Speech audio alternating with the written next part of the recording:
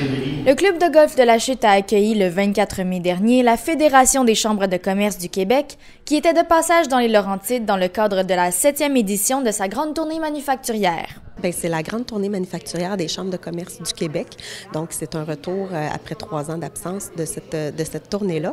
On est très heureux. C'est la première fois que la Fédération des chambres de commerce organise un événement dans Argenteuil. Fait qu'on travaille beaucoup en collaboration depuis plusieurs années, là, depuis que je suis arrivée en poste à la Chambre. Puis je trouve ça intéressant, la belle collaboration qu'on a. Donc, c'est un plaisir pour nous d'accueillir la Fédération aujourd'hui avec leur grande tournée manufacturière. Bien, on est très heureux d'être ici dans les Laurentides aujourd'hui pour lancer ce qu'on appelle la grande tournée manufacturière des chambres de commerce, qui est un événement qui vise essentiellement à rassembler et mobiliser les entreprises manufacturières, les dirigeantes et les dirigeants d'entreprises qui veulent avoir une vision d'avenir, qui veulent connaître un peu l'état de la situation au Québec par rapport à des secteurs manufacturiers à l'international, par exemple. On a beaucoup parlé des difficultés qu'on a eues dans le passé au niveau du secteur manufacturier. Depuis 2010, il y a un travail considérable qui est fait de par l'entremise également des gouvernements, principalement du gouvernement du Québec, qui a donné un gros coup.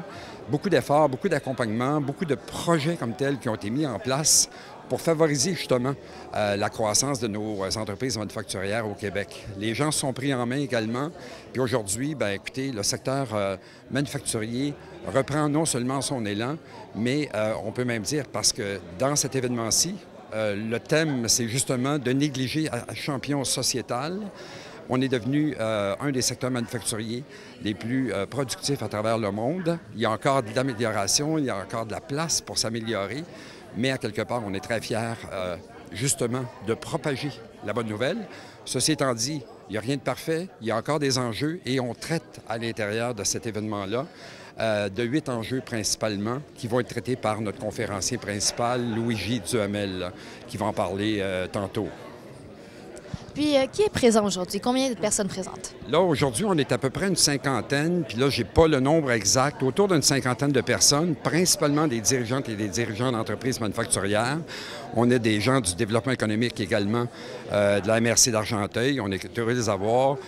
Des gens d'Investissement Québec, des gens de Desjardins, donc des accompagnateurs, ce qu'on appelle également des entreprises qui accompagnent justement des entreprises manufacturières dans l'achat d'équipements, dans l'investissement dans la chaîne d'approvisionnement et tout ça.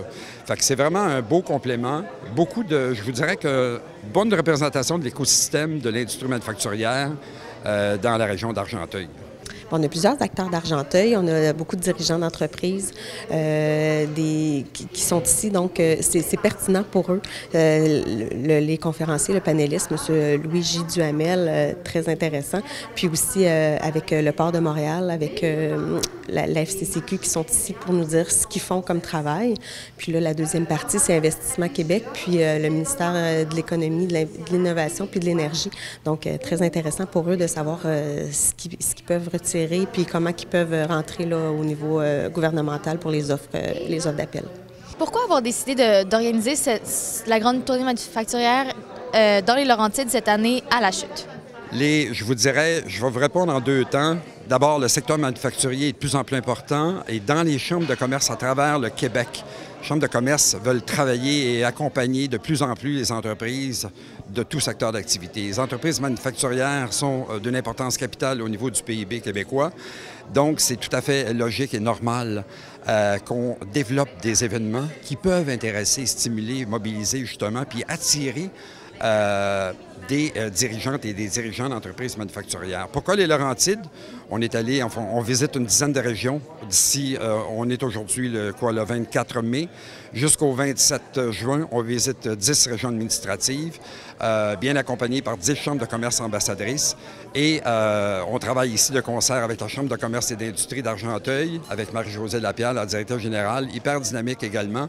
On trouvait que c'est important de partir dans les Laurentides et après ça, on fait un certain nombre de régions administratives. Bien, je vais commencer par te demander de nous parler des grands enjeux qui touchent l'industrie manufacturière en ce moment.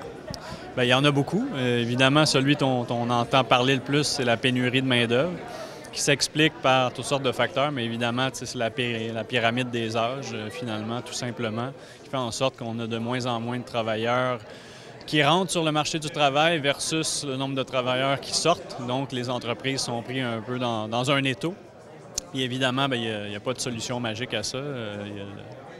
Toute la question de l'immigration est liée à cet enjeu de pénurie de main-d'œuvre. Et puis, les entreprises ont besoin de travailleurs, donc il faut trouver des solutions. C'est le premier enjeu d'importance. Le deuxième, c'est la productivité. Malheureusement, pour toutes sortes de raisons également, le Québec manufacturier demeure un petit peu moins productif que ses principaux concurrents internationaux. C'est moins vrai au Canada, d'ailleurs, il faut quand même le souligner. Le Québec est quand même productif à l'échelle canadienne. À l'échelle internationale, il reste des progrès à faire. Puis évidemment, cette question de la productivité est liée à la question de l'automatisation, de la numérisation, qui est aussi un enjeu important pour les entreprises. Puis c'est un enjeu complexe parce que c'est une nécessité, mais en même temps, c'est extrêmement difficile à mettre en œuvre, à intégrer dans les entreprises, dans les processus, pour toutes sortes de raisons aussi, mais en partie parce qu'on manque d'expertise à l'interne dans les entreprises. Fait que tous ces enjeux-là sont liés. Puis le troisième grand enjeu sur lequel moi je me penche plus personnellement, c'est celui du protectionnisme puis de la déstabilisation des chaînes de valeur internationales. Donc on le voit, il y a une montée du protectionnisme en Europe, en Amérique du Nord également. Puis les manufacturiers québécois doivent essayer de tirer leur épingle du jeu là-dedans, notamment à travers tout le conflit États-Unis-Chine qui affecte un peu tout le monde. Le Québec n'est pas épargné non plus par ça. Donc, c'est les trois grands enjeux, je dirais, pénurie de main-d'œuvre, productivité, protectionnisme. Puis à l'inverse, est-ce qu'il y a des points forts ou des points de réjouissance, j'imagine, sur lesquels on peut compter en ce qui concerne l'industrie manufacturière au Québec? Oui, bien tout à fait. Je l'ai dit un petit peu tout à l'heure. Il y a plusieurs atouts sur lesquels le Québec peut compter. D'abord, une source d'énergie qui est renouvelable, qui est propre, qui est fiable, qui demeure relativement peu dispendieuse comparativement à d'autres. Donc ça, c'est un gros avantage pour le Québec parce que toutes les industries manufacturières à travers le monde cherchent à se décarboner. Et le Québec, bien, on a un outil rêvé pour ce faire. Évidemment, il y a toute la question des capacités énergétiques qui s'étiolent un petit peu, mais c'est un avantage comparatif important. Deuxième grand atout pour le Québec, notre sous-sol regorge des ressources naturelles qui vont être nécessaires pour la transition énergétique, justement, pour tout ce qui est électrification. Donc, les minéraux stratégiques, le nickel, le cuivre, l'aluminium, le fer, le graphite, le lithium, on a tout ça au Québec. Donc, la question maintenant, c'est comment exploiter ces gisements-là de façon responsable et de façon efficace. Et surtout, comment transformer ces ressources-là localement au Québec, deuxième, troisième transformation, pour ne pas être qu'un exportateur de ressources naturelles. Donc, c'est deux grands atouts sur lesquels on peut tabler pour l'avenir, notamment pour l'avenir décarboné de la planète, mais qui vont demander aussi un certain travail de manière à les exploiter de façon efficace. Et pour terminer, quel est comme un message que les dirigeants des entreprises manufacturières dans Argenteuil ou dans les Laurentides peuvent retenir de l'événement d'aujourd'hui? Bien, je pense que justement, ils peuvent retenir qu'ils doivent avoir une réflexion stratégique sur les défis auxquels ils font face actuellement. Puis ça, évidemment, toute entreprise le fait, mais aussi face aux défis qui s'en viennent dans 5, 10, 15 ans. Puis ça, c'est moins facile. Il faut avoir une vision d'ensemble. C'est un peu, je pense, l'exercice de ce matin, de présenter une vision d'ensemble, à la fois rétrospective, puis aussi sur les défis de l'avenir, puis de faire ressortir justement les forces, mais aussi les vulnérabilités du manufacturier québécois face à ça pour qu'on puisse répondre à ces défis-là de façon efficace dans le futur. Maintenant, il faut aussi que les entreprises manufacturières, notamment de la région des Laurentides, se réjouissent du fait que les Laurentides en particulier, c'est une région qui est particulièrement dynamique à l'heure actuelle dans le secteur manufacturier.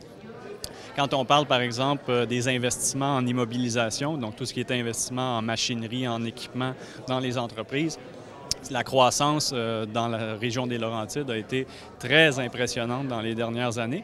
Évidemment, ça repose en partie sur les investissements importants que l'entreprise Lion Électrique a fait, notamment à Mirabel, dans son usine de Saint-Jérôme. C'est un gros joueur dans les Laurentides, mais de façon générale, les Laurentides ont été très dynamiques dans le secteur manufacturier dans les dernières années. Donc ça, il faut que ça continue parce que l'investissement, c'est le nerf de la guerre pour profiter des opportunités qui s'en viennent puis répondre aussi aux défis dont on vient de parler. Quelles sont les réactions des dirigeants d'entreprise dans Argenteuil que tu as reçues jusqu'à présent? Bien, pendant la pause, j'ai fait le tour, puis les gens trouvent ça justement intéressant, pertinent, puis de voir aussi les perspectives qui s'en viennent. Donc, c'est encourageant, malgré tout. Puis les statistiques, comme ils ont dit, il n'y a rien d'officiel quand on prévoit des choses, mais les statistiques sont sur notre côté. C'est positif là, pour l'industrie manufacturière au Québec. Puis qu'est-ce que vous espérez qu'il en ressorte de cette grande tournée-là? Bien, écoutez, c'est de prendre conscience comme tel de l'état de la situation, prendre conscience des forces qu'on a, également des points d'amélioration, et surtout permettre comme tel aux dirigeantes et aux dirigeants d'entreprise d'anticiper un peu mieux, un peu plus également, ce qui peut s'en venir dans les prochaines semaines, les prochains mois, les prochaines années également. Parce que la concurrence étrangère, elle est forte. Donc, ce genre d'événement-là, on ne pourra pas se dire qu'on n'était pas au courant. Et puis, je vous dirais qu'au cours de la tournée, on pense rencontrer à peu près environ 750 personnes qui sont issues de la communauté d'affaires de l'industrie manufacturière. Donc, c'est autant de personnes qui peuvent propager ces nouvelles-là par la suite.